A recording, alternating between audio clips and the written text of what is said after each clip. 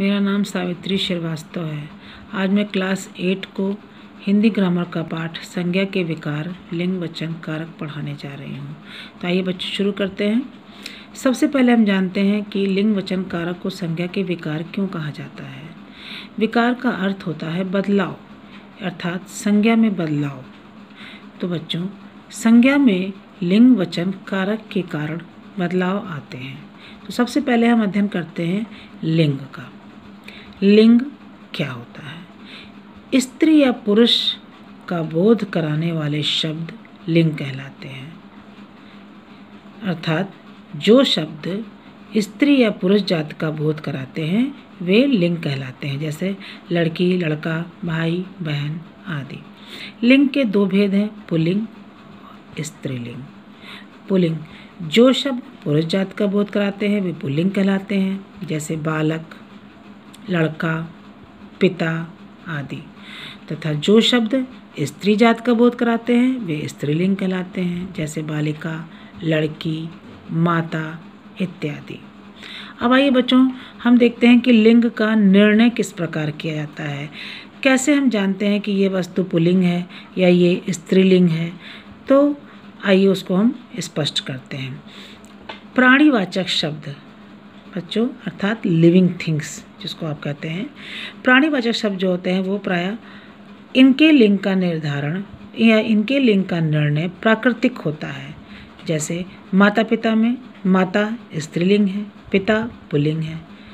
चाचा चाची में चाचा पुल्लिंग है, चाची स्त्रीलिंग है। यानी प्राणीवाचक शब्द उनके लिंग का निर्णय प्राकृतिक होता है। अप्राणीवाचक शब्द अर्थात non living things. Non living things यानी कि इनके लिंग का निर्णय व्याकरणिक होता है। व्याकरण के आधार पर इनके लिंग का निर्णय किया जाता है, जैसे कुर्सी स्त्रीलिंग, दरवाज़ा पुल्लिंग। व्याकरण में कुछ शब्द नित्य पुल्लिंग तथा कुछ नित्य स्त्रीलिंग होते हैं। अब आइए हम देखते हैं ये नित्य पुल्लिंग या नित्य स्त्रीलिंग क्या होते हैं। देखिए, कुछ पक्षी या कुछ जानवर प्रायः पुल्लिंग ही होते हैं, इनका स्त्रीलिंग शब्द नहीं होता है। इन्हें नित्य पुल्लिंग कहते हैं, जैसे तोता, चीता इत्यादि। स्त्रीलिंग बनाते समय इनमें मादा शब्द जोड़ दिया जाता है, जैसे मादा तोता, मादा चीता। इसी प्रकार से कुछ पक्षी या जानवर प्रायः स्त्रीलिंग ही होते हैं, जैसे मक्खी, छिपकली इत्यादि। इन्हें नित्य स्त्रीलिंग कहते हैं। इनको पुल्लिंग बनाते समय इनमें नर शब्द जोड़ दिया जाता है, जैसे नर मक्खी, नर छिपकली। अब आते हैं पुल्लिंग की पहचान तथा स्त्रीलिंग की पहचान। पुल्लिंग की पहचान प्रायः महीने, दिन, पर्वत, ग्रह, वृक्ष इत्यादि पुल्लिंग होते हैं। इसी प्रकार से अकारांत शब्द पुल्लिंग होते हैं। प्रत्यय शब्द से कुछ प्रत्यय से जुड़े हुए शब्द भी पुल्लिंग कहलाते हैं, जैसे बुढ़ापा, बचपन इत्यादि। इसी प्रकार से स्त्रीलिंग की पहचान कैसे की जाएगी। नदियों के नाम, भाषाओं के नाम, शरीर के कुछ अंग, बर्तन, बोली इत्यादि, ये सब स्त्रीलिंग होते हैं। और इसी प्रकार से आकारांत, ईकारांत और उकारांत शब्द भी प्रायः स्त्रीलिंग होते हैं। जैसे आकारांत में एक उदाहरण में दिया है ममता, इकारांत में नीति, उकारांत में वधु। आपको एक एक उदाहरण से हमने उसको स्पष्ट कर दिया है। पुल्लिंग से स्त्रीलिंग बनाना, आइए अब इसका अध्ययन करते हैं। पुल्लिंग से जब हम स्त्रीलिंग बनाते हैं तो इनमें प्रत्यय जोड़ दिया जाता है, जैसे महोदय। महोदय पुल्लिंग है और इसमें बड़ा आ प्रत्यय जोड़ करके हमने स्त्रीलिंग बनाया तो शब्द बना महोदया। इसी प्रकार से देवर। देवर पुल्लिंग है और इसमें आनी प्रत्यय जोड़कर बनाया गया देवरानी।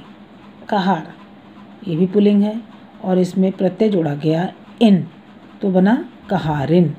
इसी प्रकार से लेखक में इका जोड़ करके बनाया लेखिका। तपस्वी में इनी जोड़ करके बनाया तपस्विनी। तो बच्चों, आज हमने पढ़ा संज्ञा के विकार लिंग वचन कारक के अंतर्गत लिंग। लिंग स्त्री या पुरुष जाति का बोध कराने वाले शब्द लिंग कहलाते हैं। लिंग के दो भेद हैं, पुल्लिंग और स्त्रीलिंग। लिंग का निर्णय प्राणीवाचक शब्द का प्राकृतिक आधार पर होता है और अप्राणीवाचक शब्दों का व्याकरणिक आधार पर होता है। नित्य पुल्लिंग और नित्य स्त्रीलिंग क्या होते हैं? पुल्लिंग तथा स्त्रीलिंग की पहचान कैसे की जाती है, इस पाठ में आपने यह अध्ययन किया। तथा पुल्लिंग से स्त्रीलिंग बनाते समय किस चीज़ की आवश्यकता पड़ती है, आपने आज इस पाठ में पढ़ा। तो बच्चों, इस पाठ को ध्यान से समझिए, उसको देखिए और दिए गए प्रश्नों के उत्तर अपनी रफ कॉपी में लिखिए। प्रश्न 1 है, लिंग की परिभाषा लिखते हुए बताइए कि लिंग का निर्णय किन बातों पर निर्भर होता है। प्रश्न 2, पर्वत और नदी कौन से लिंग हैं?